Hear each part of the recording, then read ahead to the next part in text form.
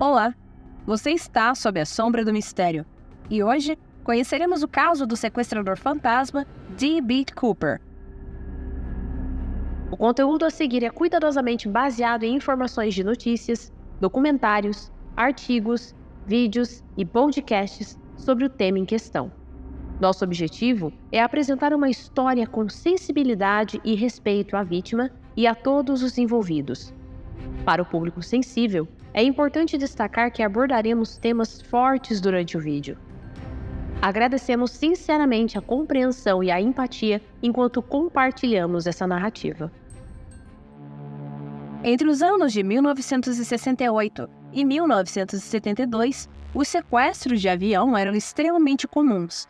De acordo com um estudo publicado em 1986 pelo periódico American Journal of Sociology, ocorreram cerca de 362 casos de sequestros em todo o mundo. Isso se dava pela falta de segurança em aeroportos naquela época, e por não haver detectores de metais, ou revista dos passageiros, que na tarde de 24 de novembro de 1971, véspera do Dia de Ação de Graças, um homem de meia idade, vestindo um terno preto, óculos escuros e carregando uma maleta preta, entrou no Aeroporto Internacional de Portland, nos Estados Unidos. E esse é, com certeza, um dos casos mais curiosos e espetaculares da aviação, que ainda carrega um ar de mistério e com mais de 50 anos de investigação. O homem apresentou-se como D.B. Cooper e comprou, com dinheiro vivo, uma passagem só de ida para o voo 305 da Northwestern Airlines, com destino a Seattle. Sentou-se no assento 18C, na última fila do Boeing 727, que na data informada previamente, contava com cerca de 1/3 de sua capacidade ocupada, ou seja, 36 passageiros. Pediu uma dose de bourbon e uma 7-Up, um refrigerante americano muito popular. Instantes após a decolagem, de maneira serena e sem causar alvoroço, entregou um bilhete para a comissária de voo Florence Sheffer, que a princípio ignorou, pois achou ser alguma cantada barata. Porém, o homem se inclinou e disse: "Melhor ler o bilhete, eu estou com uma bomba." A comissária se assustou. A mensagem do bilhete dizia para a mulher sentar-se ao lado de Cooper. Prontamente, ela obedeceu. Porém, solicitou ver a bomba, e assim que o homem abriu sua mala de mão, conseguiu ver 8 cilindros vermelhos que aparentavam ser dinamites ligadas por fios, o que pareceu real para a comissária amedrontada. D.B. Cooper iniciou o processo enumerando uma série de exigências com um ar ameaçador, deixando claro que a detonação da bomba era uma possibilidade real, caso suas demandas não fossem atendidas.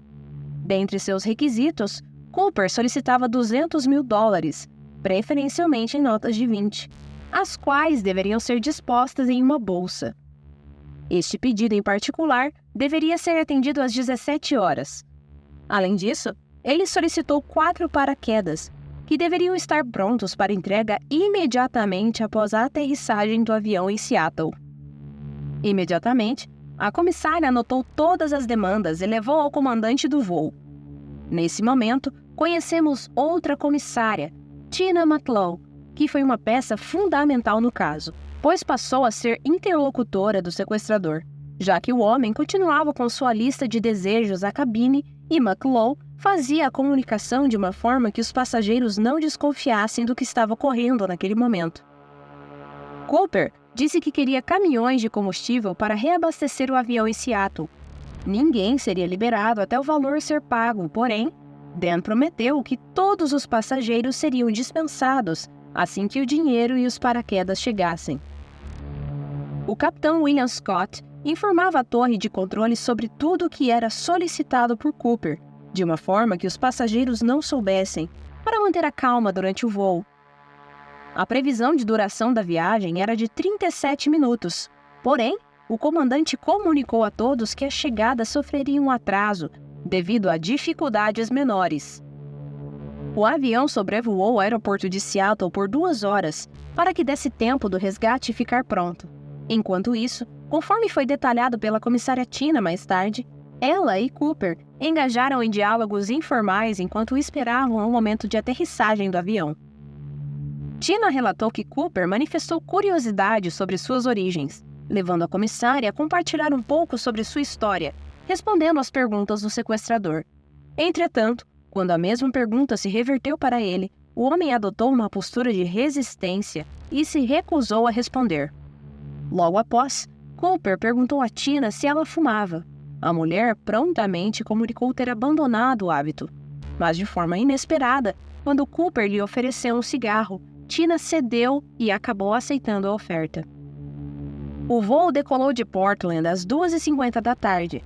Contudo, somente às 5h24 que o comandante recebeu a informação de que os paraquedas e o dinheiro estavam disponíveis no aeroporto. Às 5h26, o avião pousou. A comissária de bordo, Tina, saiu para pegar os itens exigidos por Cooper. Enquanto o sequestrador conferia as notas na bolsa, os passageiros foram liberados, sem conhecimento dos eventos a bordo. Foi somente após o desembarque que tomaram conhecimento a respeito do que havia ocorrido. Conforme a vontade do criminoso, o avião foi reabastecido e às 7h40 da noite, decolou novamente com a tripulação e Cooper a bordo. Desta vez, com destino à cidade do México conforme sua demanda. D.B. Cooper fez uma solicitação precisa à tripulação, que permanecessem confinados na cabine do avião com a porta firmemente fechada. Enquanto a cena se desenrolava, Tina conseguiu ver o homem prendendo o que aparentava ser a bolsa de dinheiro à sua cintura.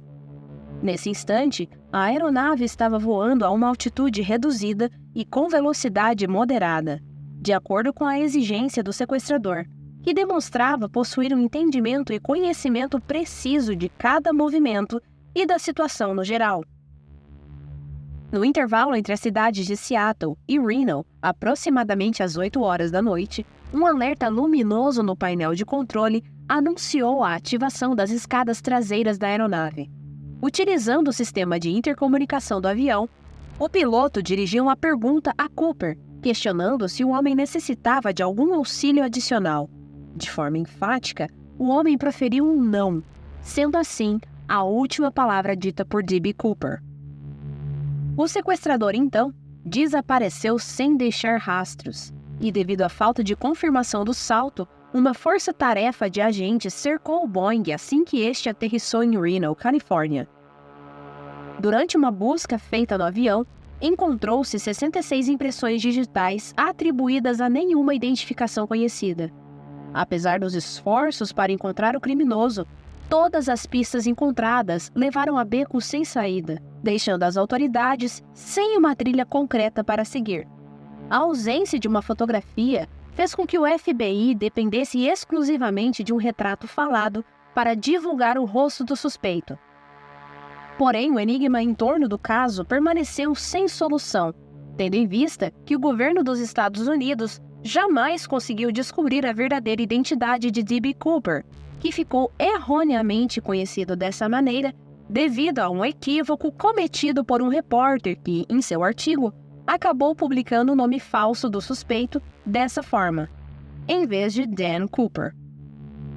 Uma minuciosa investigação foi conduzida sobre uma lista de suspeitos, porém, sem resultados positivos.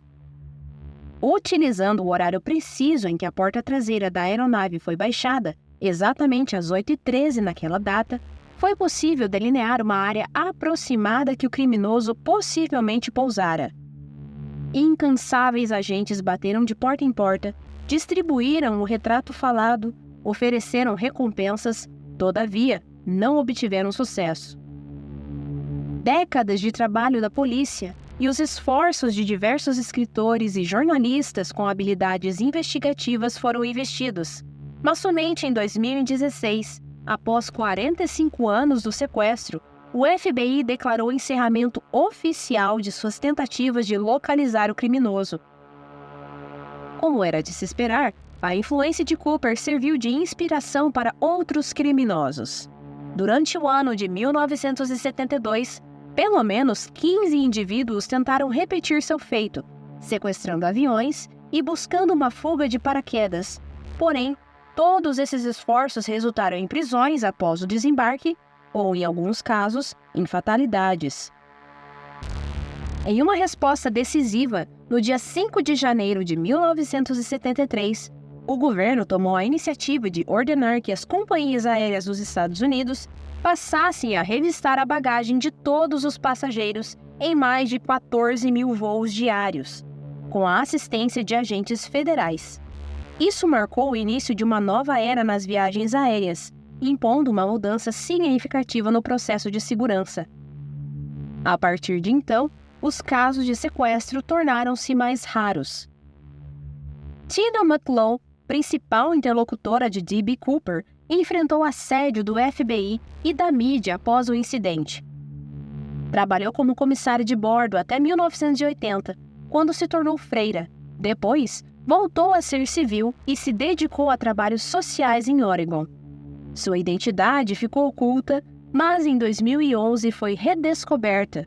Recentemente, concedeu entrevistas a documentaristas e jornalistas.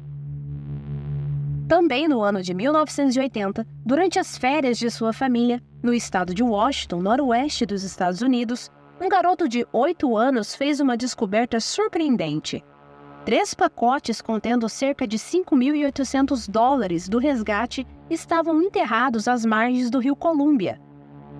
Embora as notas estivessem deterioradas pelo tempo, o FBI confirmou que eram parte do dinheiro entregue a Dan Cooper. Essa descoberta reforçou a teoria de que o criminoso possivelmente não havia sobrevivido à queda, ou poderia ter falecido após pousar em uma região montanhosa e fria durante a noite. Porém, essas possibilidades nunca foram confirmadas, uma vez que outras pessoas saltaram nas mesmas condições e sobreviveram. No ano de 2021, no dia 8 de janeiro, morreu Sheridan Peterson, aos 94 anos, considerado um dos principais suspeitos de ser o sequestrador Dan B. Cooper. As causas de sua morte são desconhecidas. Em 2004, o FBI entrevistou Sheridan Peterson, que era ex-marinheiro e entusiasta do paraquedismo, com 77 anos na época. Ele serviu na Segunda Guerra Mundial e trabalhou na Boeing. Testemunhas estimaram que o sequestrador tinha entre 35 e 45 anos, enquanto Peterson tinha 44 na época. O FBI coletou seu depoimento e uma amostra de DNA, porém não a divulgou, apesar de descartar outros suspeitos. A agência oficialmente acredita que D.B. Cooper provavelmente faleceu na noite do sequestro, como informamos aqui anteriormente. Eric Ulis, empresário de Phoenix, que investigou o caso por sua conta durante anos e escreveu o livro D.B. Cooper, The Definitive Investigation of Sheridan Peterson, disse estar 98% seguro de que Peterson era o famoso sequestrador dos céus. Abre aspas. Na verdade, o FBI tinha boas razões para suspeitar de mim. Fecha aspas. E escreveu Peterson em uma revista publicada para a Associação Nacional de Paraquedismo em 2007. Abre aspas. Amigos e outras pessoas vinculadas a mim estavam de acordo em que, sem dúvida, eu era D.B. Cooper. Havia muitas circunstâncias envolvidas para que fosse só uma coincidência. Fecha aspas. Admitiu. Além disso, o veterano de guerra se parecia muito com os retratos falados do sequestrador feitos com base na descrição das testemunhas. O caso D.B. Cooper permanece envolto em mistério e especulações, resistindo a respostas definitivas. Apesar de décadas de investigação, uma solução conclusiva sobre a identidade e o destino de Cooper ainda permanece incerta. As diversas teorias, depoimentos e pistas deixadas para trás criaram um enigma que até o momento não foi decifrado, deixando-o como um dos casos mais curiosos e famosos da história da criminalidade nos Estados Unidos. Por hoje, encerramos por aqui e agradecemos por sua presença. Mas prepare-se, pois nos encontraremos nos próximos mistérios. E aí, gostou dessa história? Peço por gentileza que deixe o like abaixo, se inscreva e deixe sugestões nos comentários.